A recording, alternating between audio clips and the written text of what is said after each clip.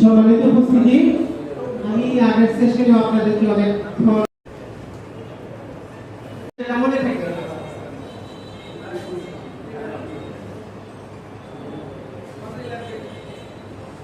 একটা লাইন বলবেন অথবা একটা সেন্টেন্স বলবেন, এটা আপনার ইচ্ছা। এই শীট থেকে এসে বলতে হবে কি লিখতে উনি, কোন বিষয়ে শিখটা।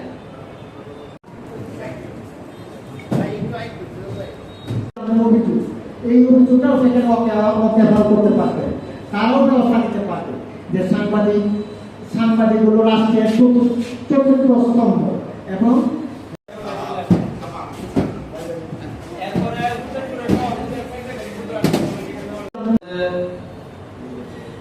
উপস্থিত শিক্ষার প্রশিক্ষণার্থী সহ সংবাদকর্মী ভাইরা, আমাদের প্রোগ্রাম শেষ করে ম্যাগনেসিং এসেছে এবং ম্যাগনেসিং থেকে আজকে কিশোরগঞ্জ আসে। আমাদের কেন্দ্রীয় কমিটির সভাপতি উনিও কক্সবাজারে ছিলেন। আপনারা কমার্সিতে দেখবেন, কারণ এখানে যারা এসেছে সকলে ঠিক ছিল, কিন্তু আমি সবাই ছিল। সুতরাং আমার যদি কোনো ধরনের ভুল বাধে বয়সাল গঠনিক কার্যক্রমে সকলে আমাকে কমার্সিতে দেখবেন।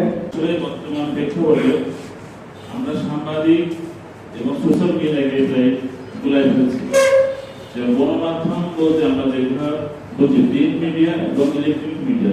ইলেকট্রনিক মিডিয়া যেমন আমাদের পত্রিকা আছে, ম্যাগাজিন আছে, এগুলোকে আমরা প্রিন্ট মিডিয়া হিসাবে গ্রহণ করতে পারি।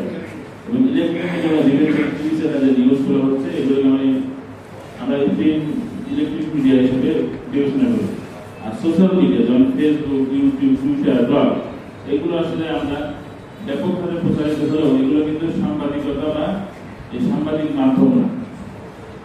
কিন্তু আমরা বর্তমানে এই মাধ্যমটা বেশি ঝুঁকে পড়ছি এবং এটার কারণেই সাংবাদিকদের কিন্তু প্রথমে বলবো যে একটি সাংবাদিককে সংবাদ পরিবেশন করার ক্ষেত্রে কিছু তথ্য তাকে অবশ্যই সংগ্রহ করতে হবে, যেটা কিন্তু এখানে আমি যখন আসলাম তখন একজন বক্তা তার সেশনে বলে গেছে, যেমন 5W1H, অর্থাৎ এই 6টা তথ্য।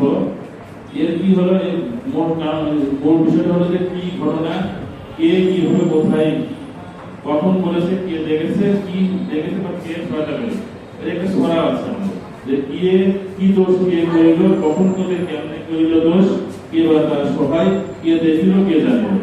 আমরা যদি একটা সংবাদের মধ্যে এই 6টা বিষয়বস্তু তুলে ধরতে পারি, তাহলে একটি বস্তুনিষ্ঠ সংবাদ আমরা পরিবেশন করতে পারি। আমরা এগুলো বলি, তাই না?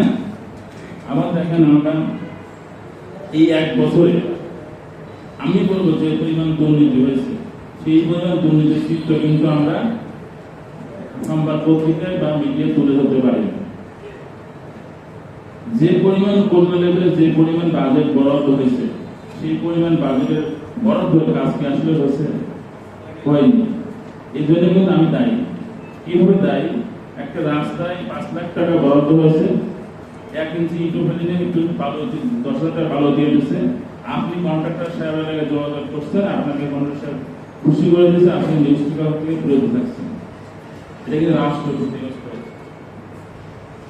সাংবাদিকতা, আমি সবসময় কথা বলি, সাংবাদিকতা তারা পেশা হিসাবে নেবে, তারা এই সেক্টরে ভালো করতে পারবে না। আর সাংবাদিকতা যারা নেশা হিসেবে নেবে, তারা এটা ভালো করতে পারবে। সাংবাদিকতার মাধ্যমে আপনি পয়সা ইনকাম করবেন, যারা যদি ভেবে থাকেন, তাহলে আপনার দ্বারা বস্তুনিষ্ঠ সংবাদ পরিবেশন করা সম্ভব না। কারণ অধিকাংশ আমার জানা মতে এই জেলা লেভেলে যারা আমরা সাংবাদিকতা করি বা জেলা লেভেলে সাংবাদিকতা করি, কোনো জাতীয় পত্রিকা বা জাতীয় মিডিয়া কাউকে সিঙ্গেল মানি সহায়তা করে। এখন করে কিনা জানি না, আমরা যখন সাংবাদিকতা করতাম তখন কোনো কিছু সহায়তা করতাম। সহায়তা যদি করে না, তাহলে আমাকে নিজের খেয়ে কিন্তু এই কাজটা করতে হবে। পরে আবার পত্রিকা নিয়োগের জন্য অস্বীকার করবে যে সাংবাদিকেরা আমাদের সাথে আদৌ এই ব্যাপারে যোগাযোগ করে না, সে একতরফা নিউজটা এই পত্রিকায় দিয়েছে। যাই হোক, সাংবাদিকতা যত সম্মান তত এর বিপরীত চাইতে এরকম। সম্মান পেতে গিয়ে, সম্মান অর্জন করতে গিয়ে যেন আপনি কোনো বিপদে না জড়ায় যান।